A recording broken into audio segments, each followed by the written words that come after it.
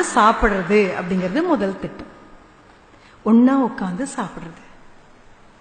எல்லாரும் ஒன்னா. The family that eats together lives together. ஒன்னா உட்காந்து சாப்பிடுங்க. பரவாயில்ல, ராத்திரி நீங்க பாக்காட்டா மறுபடியும் அடுத்த நாள் காலையில மறுபடியும் அதே மெகா சீரியல் வரத்தான் போகுது. ஏதாவது ஒரு மெகா சீரியல்ல எல்லாரும் உட்காந்து டிவி பாக்குற காட்சி இது வரைக்கும் பாத்திருக்கீங்களா? அப்படி உட்காந்து பார்த்தா மெகா சீரியல் ஓடாது. ஒன்னா உட்காந்து சாப்பிட பழகுங்க. குழந்தைங்களுக்கு வேண்டியதெல்லாம் கொடுக்காதீங்க, வேண்டியவர்களோடு கொடுங்க. ரெண்டும் வித்தியாசமானது.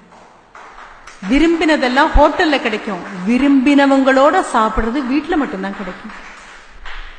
எனக்கு இட்லி பிடிக்காது அப்படின்னு சொன்னா அம்மா சொல்லுங்க, இட்லி தான் இன்னைக்கு அப்பா சாப்பிடுறாரு, தாத்தா பாட்டி சாப்பிடுறாங்க, நான் சாப்பிடுறேன், அதனால நீயும் சாப்பிடலாம்.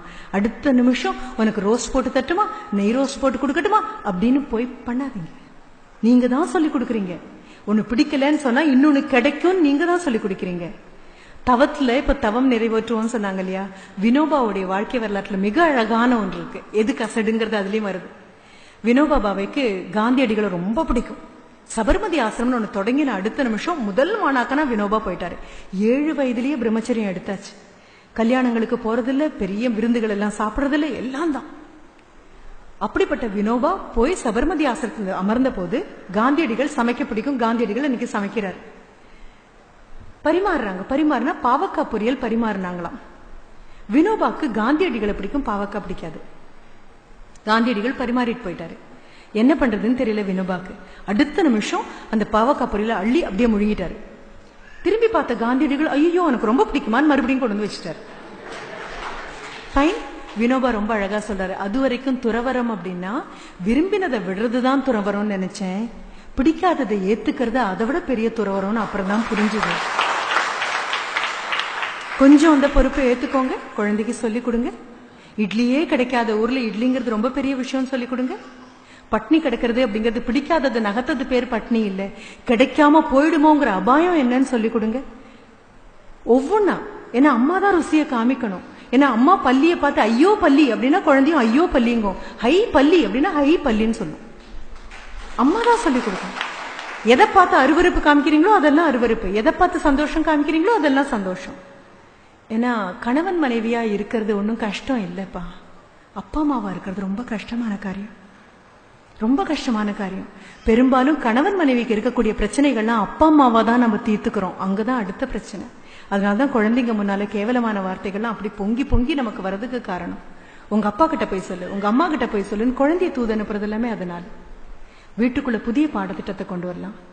சந்தோஷம் அப்படிங்கிறது வாங்கி கொடுக்கற செல்போன்ல இல்ல, சந்தோஷங்கிறது பாவாடை சட்டையில இல்ல, சந்தோஷம் அப்படிங்கிறது கேட்ட உணவு வாங்கி கொடுக்கறது இல்ல, சந்தோஷங்கிறது வாங்கி கொடுக்கற விஷயமே இல்ல.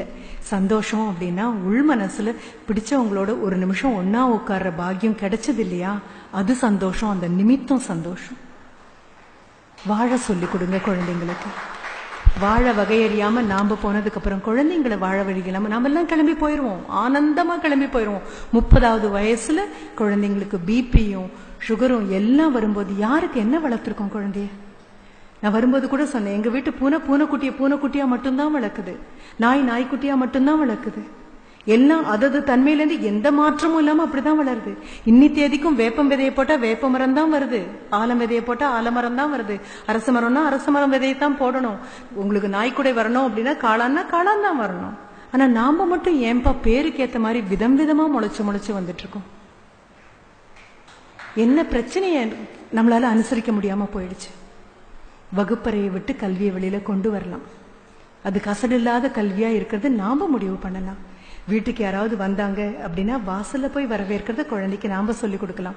கிளம்பி போறாங்கன்னா வாசல் வரைக்கும் கொண்டு போய் விட்டுட்டு வரதை நாம சொல்லி கொடுக்கலாம். வீட்டினுடைய வரவேற்பறையில தொலைக்காட்சி பெட்டி இருந்துன்னா தயவு செஞ்சு அதை உள்ள கொண்டு போய் வச்சிடலாம். அது அந்தரங்கமாக பார்க்கப்பட வேண்டிய ஒன்று. வீட்டுக்கு ஒரு நபர் வரும்போது அவரும் நானும் உட்காந்து பார்க்கணும் அப்படின்னா அவர் வீட்டிலேயே பார்ப்பாரு. வீட்டில் இருக்கக்கூடிய கல்வியில கசடுகளை தவிர வேற எதுவும் இல்லை. கல்விக்கூடங்கள் எத்தனை மோதி முயற்சி பண்ணினாலும் எதுவும் சரியாகாது. என்ன காரணம்? நொந்து பெத்த நமக்கே நம்ம குழந்தைங்க மேல இவ்வளவுதான் அக்கறை அப்படின்னா வந்து பாடம் சொல்லக்கூடிய ஆசிரியர்களுக்கு 40 பேரை 50 பேரை வச்சிட்டு இருக்கக்கூடிய ஆசிரியர் உங்க குழந்தை மட்டுமே உருப்பட்டு மேல வரணும்னு கண்டிப்பா நினைக்க முடியாது. அப்போ இன்னைக்கு கிளம்பும்போது இந்த முடிவு பண்ணிடலாம்.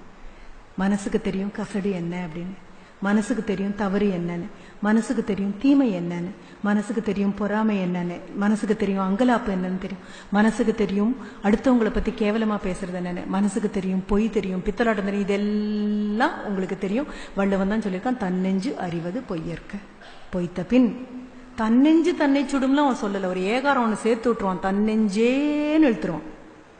தன்னெஞ்சே தன்னெஞ்சு தீயினால் சுட்டபுண் உள்ளாரும் ஆறாது இல்ல ஆறாதேன்னு எழுத்துருவான். அவன் ஏகாரம் போட்டு இழுக்கும் போதெல்லாம் உதைக்க போறான்னு அர்த்தம்.